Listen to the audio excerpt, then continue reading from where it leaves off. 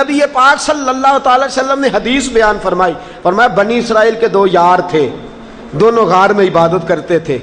ایک دن ایک یار کو بھیجا جا روٹی لے آ، وہ کھانا لینے آیا تو رستے میں ایک فاحشہ عورت تھی، اس کے پیچھے لگ گیا، اس عورت کے پیچھے اس کے گھر پہنچ گیا، اس کے دروازے پہ بیٹھ گیا۔ اس کو تشویش ہوئی کہ صبح کا گیا ہے، شام ہو گئی، روٹی لے کے نہیں آیا۔ ڈھونڈتا ڈھونڈتا تلاش کرتا کرتا پہنچا، دیکھا میرا یار تو مصیبت کا شکار ہو گیا ہے، میرا یار تو گناہوں کی دلدل میں اتر گیا ہے۔ کہنے لگا آ جا یار، یہ ہماری جگہ نہیں، لوٹ آ، واپس آ جا، آ جا بعد آ جا، چھوڑ دے ان حرکتوں کو۔ سمجھایا لیکن اس نے بات نہ مانی، بڑا سمجھایا، بڑی بات کی لیکن نہ مانا۔ حضور علیہ السلام فرماتے ہیں واپس لوٹا اور اسی غار میں دوبارہ آ کے سر سجدے میں رکھ دیا کہ یا اللہ تب تک سر نہیں اٹھاؤں گا جب تک تو میرے دوست کو دوبارہ ہدایت عطا نہیں فرماتا۔ سر سجدے میں کوئی بیٹھا ہوا مجھے دور دعا دیتا ہے، کوئی بیٹھا ہوا مجھے دور دعا دیتا ہے، میں ڈوبتا ہوں پر سمندر اچھال دیتا ہے۔ فرمایا یا اللہ جب تک تو میرے یار کو توفیق ہدایت نہیں دیتا میرا سر سجدے سے نہیں اٹھے گا۔ جھکا رہا 3 راتیں اور 3 دن گزر گئے۔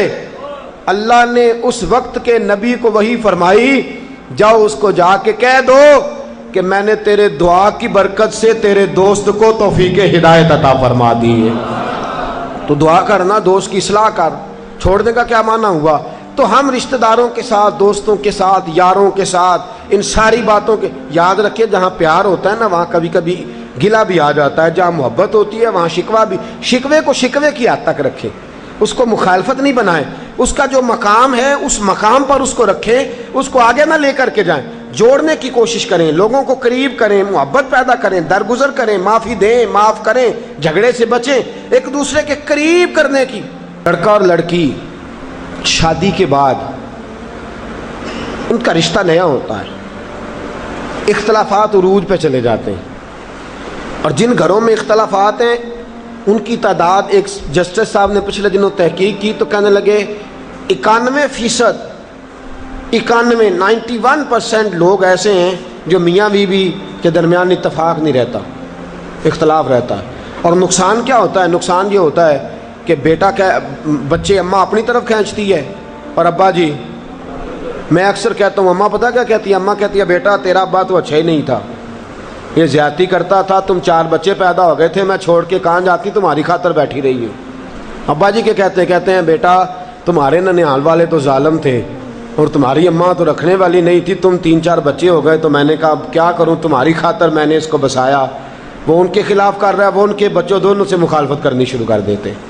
محبت پیدا کریں۔ اماں کو یہ چاہیے کہ اماں کہے کہ بیٹا تمہارے باپ نے بڑی محنت کر کر کے تمہیں رزق کھلایا، اور باپ یہ کہے کہ بیٹا تمہاری ماں نے میرے ساتھ بڑا کٹھن وقت گزارا۔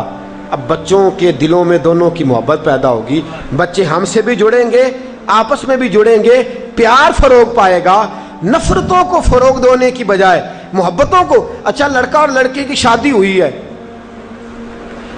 اب گھر گئے ہیں نا، لڑکی گئی ہے پیچھے تو بہن بھی غلط مشورہ دیتی ہے، اللہ ماشاءاللہ کہتی ہے اتنا قابو میں نہ کرنا، جب آئے نا مائیں بہنیں ناراض تو نہیں ہو جائیں گی۔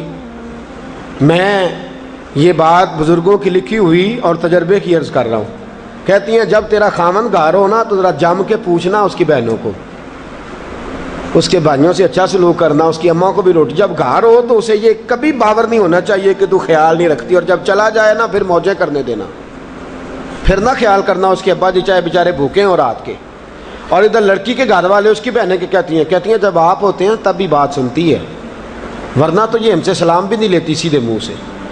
بھائی جان آپ کو کیا بتاؤں، بھابی نے نا میری طرف دیکھ کے نا میری طرف دروازہ بند کر لیا تھا، میری طرف دیکھ کے تو فریج کے اندر رس ملائی رکھ کے تو تالا لگا کے چابی چھپا دی ہے۔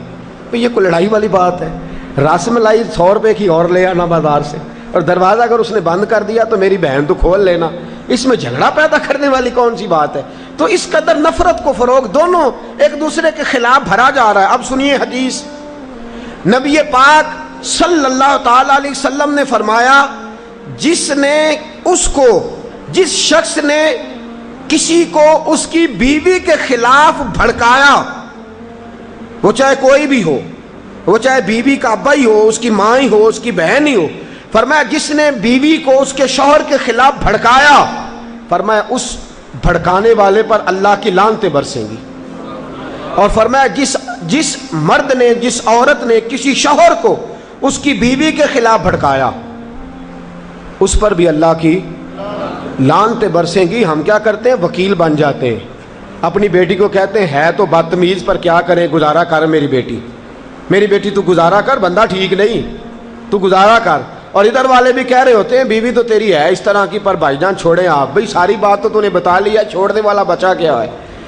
اب مصیبت یہ بن گئی ہے کہ دونوں کو فیڈ بیک دیا جاتا ہے، دونوں کے اندر اختلافات پیدا کیے جاتے ہیں۔ چاہیے یہ تھا کہ جب داماد اپنے سسرال ہوتا تو اس کی عزت ہوتی، اور جب اپنے گھر ہوتا تو اس کی بیوی کے سامنے تعریف کی جاتی کہ تیرا شوہر بڑا اچھا ہے، ڈھب سے سلام لیتا ہے، باعزت آدمی ہے، باوقار آدمی ہے، نمازی ہے یا محنتی ہے، پرہیزگار ہے یا اخلاق والا ہے۔ اور بچی کے گھر والے تعریف کرتے، کہتے بڑی اچھی ہے، بڑی سلیقے مند ہے، بیٹا اس کے ساتھ جم کے گزارا کرنا۔ اب اس کا فائدہ کیا ہوگا؟ میاں بیوی میں پیار بڑھے گا، میاں بیوی میں پیار بڑھے گا تو ان کی زندگی سکھی گزرے گی۔ ورنہ یاد رکھو گھر والوں، ماں باپ یاد رکھو، تمہاری 2 منٹ کی نفرتوں نے بیٹے اور بیٹے کی زندگی کو جہنم بنا دیا ہے۔ وہ روزانہ تپتے ہیں، روز جلتے ہیں، روز وہ آہوزاری کرتے ہیں، اور تم نے اپنے 2 منٹ کی لذت کی خاطر، 2 جملوں کی خاطر نفرت بھر دی ہے بیٹی کے دل میں، نفرت بھر دی ہے بیٹے کے دل میں۔ اب ماں بڑا رونا ہوتا ہے بیٹے کے سامنے کہ میری بیٹی جو ہے، میری بہو جو ہے میری بات نہیں مانتی، اور ٹپ ٹپ تو آنسو گراتی ہے۔ اگر تو یہی اللہ کی بارگاہ میں رو دیتی نا کہ اللہ مہربانی کر اور میری بہو کو میرے حق میں صحیح کر دے، تو تیرے آنسوؤں کی خیرات اللہ تیری بہو کو فرما بردار بنا دیتا، تیری بہو تیری فرما بردار بن جاتی۔ اور بیوی کے بھی بڑے آنسو گرتے ہیں کہ تیرے گھر والے بڑے برے ہیں، مجھ پہ بڑا ظلم کرتے ہیں۔ یہی آنسو اگر وہ سائیڈ پہ ہو کے اللہ کی بارگاہ میں بہا دیتی تو اللہ اس کے شوہر کے دل میں اس کی محبت پیدا کر دیتا۔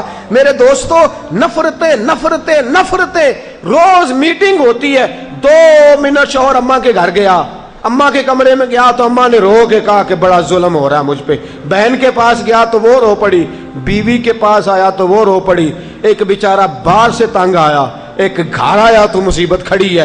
میرے دوستو، جہنم بن گئے گھر معاذ اللہ تعالیٰ۔ تھوڑی توجہ، رشتہ داریوں کے اندر ظلم اور زیادتی کی حد ہو گئی، وہ بات جو قابل ذکر ہی نہیں، وہ معاملہ جس کا تذکرہ ہونا ہی نہیں چاہیے، وہ بھی ہم نے سرے سے۔ اور پھر اسی طرح دوستیوں کا معاملہ ہے، 8 دن اس کے ساتھ اور 10 دن سجن اور جی جنہ دلاں وچ عشق نہیں رچیا، کتے ہونا تھی چنگے، تے ویکھو مالک دے کر راکھی کر دے صابر بھکھے ننگے۔ بھئی عجیب معاملہ ہے، پتہ کتنے سخت لفظ۔ میاں صاحب بڑے درویش شاعر ہوئے، لیکن اتنا ناپسند ہے انہیں وہ بندہ جو پرانے چھوڑ کے نئے بلال کرتا ہے، نوے نوے نہ یار بنائیے وانگ کمینے ہیں لوگ کا۔ اتنے بھائی بابا جی آپ تو درویش آدمی ہے، کمینہ ہی کہہ دیا آپ نے، کوئی ہلکا پھلکا جملہ نہیں ملا تھا۔ کہنے لگے نوے نوے نہ یار بنائیے وانگ، بھئی یار ہے تو ساری کوتاہیوں سمیت یار ہے، کہ یار ہے تو ساری کوتاہیوں ہم اس کو صحیح کریں گے، ہم اس کی اصلاح کریں گے، ہم اس کے ساتھ پیار کریں گے۔ کافر اسی پچ ہو گیا، پھر تسبیح مصلی کی کرنا۔